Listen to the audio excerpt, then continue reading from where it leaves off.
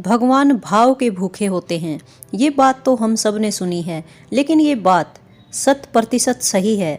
और आज की इस वीडियो में हम यही जानेंगे कि कैसे भगवान सिर्फ भाव के ही भूखे हैं। आपने देखा होगा कि भगवान कृष्ण के मंदिरों में अक्सर खिचड़ी का भोग लगाया जाता है और यहाँ तक कि उड़ीसा के पुरी में स्थित जगन्नाथ जी के मंदिर में भी भगवान को खिचड़ी का भोग लगाया जाता है। भगवान जगन्नाथ जी के मंदिर पर हम पहले वीडियो बना चुके हैं। अगर वो वीडियो आपने नहीं देखी है तो एक बार ज़रूर देख लेना। भगवान को खिचड़ी का भोग लगाया जाता है और क्यों लगाया जाता है, इसके पीछे एक कहानी है और वो कहानी है एक माँ की ममता से जुड़ी हुई। पौराणिक मान्यताओं के अनुसार भगवान कृष्ण की परम उपासक थी कर्माबाई, जो कि जगन्नाथपुरी में ही रहती थी और भगवान से अपने पुत्र की तरह स्नेह करती थी। भगवान को क्यों लगाया जाता है आज भी खिचड़ी का भोग, इसके पीछे कर्माबाई की ममता से जुड़ी हुई ही कहानी है। आइए जानते हैं।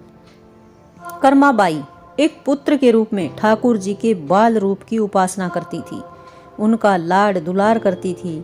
एक दिन कर्माबाई की इच्छा हुई कि ठाकुर जी को फल मेवे की जगह अपने हाथ से कुछ बनाकर खिलाऊं। उन्होंने प्रभु को अपनी इच्छा के बारे में बताया तो भगवान तो जैसे अपने भक्तों के लिए सर्वथा प्रस्तुत रहते ही हैं, तो प्रभु बोले, माँ जो भी बनाया हो वही खिला दो, बहुत भूख लगी है। कर्माबाई ने खिचड़ी बनाई हुई थी, ठाकुर जी को खिचड़ी खाने को दे दी। प्रभु बहुत ही चाव से खिचड़ी खाने लगे और कर्माबाई यह सोचकर कि भगवान को कहीं गर्म खिचड़ी से उनका मुंह ना जल जाए, पंखे से हवा करने लगी। प्रभु बड़े ही चाव से खिचड़ी खा रहे थे और माँ की तरह कर्माबाई उनको पंखा कर रही थी। भगवान ने कहा, माँ मुझे तो खिचड़ी बहुत अच्छी लगी, मेरे लिए आप रोज़ खिचड़ी ही पकाया करो, मैं तो यहीं आकर खाऊंगा। अब तो कर्माबाई रोज़ सुबह उठती और सबसे पहले खिचड़ी बनाती, बाकी सब कुछ काम बाद में करती थी। भगवान भी सुबह सुबह दौड़े दौड़े आते और कहते, माँ जल्दी से मेरी प्रिय खिचड़ी लाओ। खिचड़ी खाने का यह कर्म रोज का हो गया। भगवान सुबह सुबह आते, भोग लगाते और फिर चले जाते। तो एक बार एक महात्मा कर्माबाई के यहाँ आए।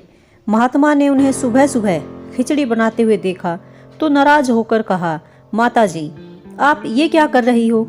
सबसे पहले नहा धोकर पूजा पाठ करनी चाहिए, लेकिन आपको तो अपने पेट की चिंता सताने लगती है। कर्माबाई ने बताया, क्या करूं महाराज जी, संसार जिस भगवान की पूजा अर्चना कर रहा होता है वही भगवान सुबह सुबह यहाँ आते हैं और उनके लिए ही मैं सब काम छोड़कर सबसे पहले खिचड़ी बनाती हूँ। तो महात्मा जी ने कर्माबाई को समझाया कि माता जी तुम भगवान को अशुद्ध कर रही हो। सुबह स्नान के बाद पहले रसोई की सफाई करो, फिर भगवान के लिए भोग बनाओ। फिर अगले दिन कर्माबाई ने यही काम किया।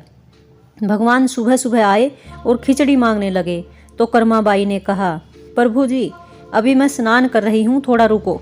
थोड़ी देर बाद भगवान ने फिर आवाज़ लगाई, जल्दी करो माँ, मेरे मंदिर के पट खुल जाएंगे, मुझे जाना है। कर्माबाई फिर बोली, मैं अभी रसोई साफ कर रही हूँ। भगवान को लगा कि आज माँ को क्या हो गया है, ऐसा तो पहले कभी नहीं हुआ। फिर जब कर्माबाई ने खिचड़ी परोसी तब भगवान ने झटपट करके जल्दी जल्दी खिचड़ी खाई, मगर आज की खिचड़ी में वो स्वाद नहीं था। भगवान जल्दी से खिचड़ी खाकर और पानी पिए बिना ही मंदिर में पहुंच गए। तो मंदिर के बाहर उन महात्मा को देखकर भगवान सारा माजरा समझ चुके थे। जैसे ही ठाकुर जी के मंदिर के पुजारी ने मंदिर के पट खोले तो देखा भगवान के मुख पर खिचड़ी लगी हुई है। पुजारी जी बोले, प्रभु ये खिचड़ी आपके मुख पर कैसे लग गई? प्रभु ने बताया, पुजारी जी मैं रोज मेरी कर्माबाई के घर खिचड़ी खाकर आता हूँ।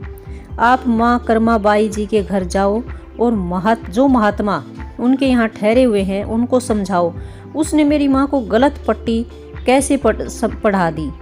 तो पुजारी जी ने महात्मा जी से जाकर सारी बात कही कि भगवान भाव के भूखे हैं।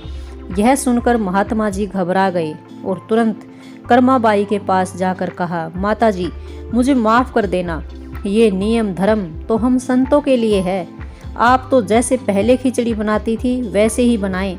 आपके भाव से ही ठाकुर जी खिचड़ी खाते रहेंगे। फिर एक दिन ऐसा आया जब कर्माबाई के प्राण छूट गए। उस दिन पुजारी ने मंदिर के पट खोले तो देखा भगवान की आंखों में आंसू हैं और प्रभु रो रहे थे। पुजारी जी ने पूछा तो भगवान ने बताया, पुजारी जी, आज मेरी माँ कर्माबाई इस लोक को छोड़कर मेरे निज लोक को विदा हो गई हैं और अब मुझे कौन खिचड़ी बनाकर खिलाएगा। तो पुजारी जी ने कहा, प्रभु जी, आपको माँ की कमी महसूस नहीं होने देंगे।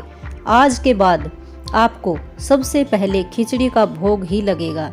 और इसी तरह से आज भी जगन्नाथ भगवान को खिचड़ी का ही भोग लगाया जाता है। ये वीडियो आपको कैसी लगी? अगर आपको ये वीडियो अच्छी लगी हो, ये कहानी पसंद आई हो, तो वीडियो को लाइक ज़रूर करना और हाँ, चैनल को भी सब्सक्राइब कर लेना। धन्यवाद।